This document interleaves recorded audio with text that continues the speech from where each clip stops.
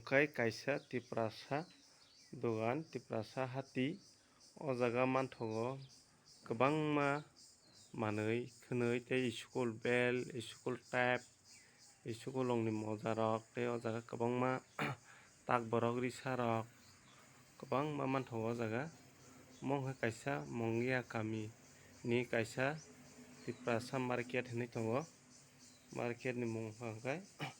oro school sati rok boroi bwsa bwsa student sati rok nogo pori tongnai cherai bwsa bwsa rok ni tei khum rok kwbangma tongo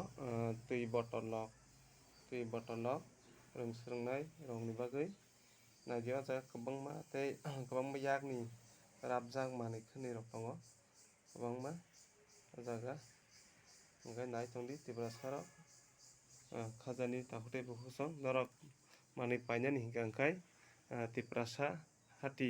mongia kami o paikha hwnkhe mane kwbangma sapul napul bag design tongo o jaga o naidi kwbangma omo haikhai chini borok rok tabuk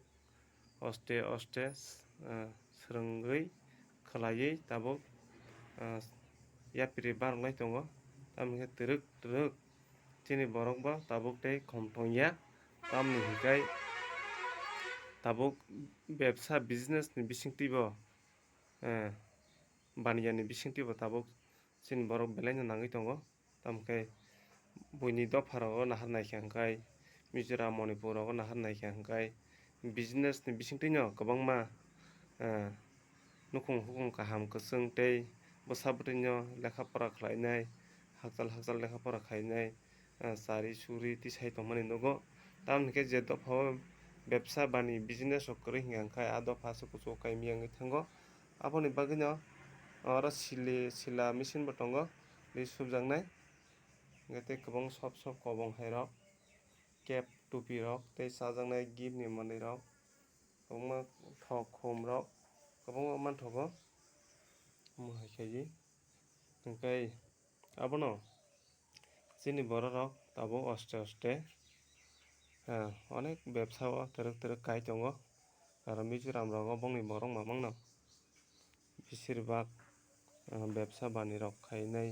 kuchuk saka agok tongbai je dophao bebsa bani kwrwui hingka hwnkhe ah dopha.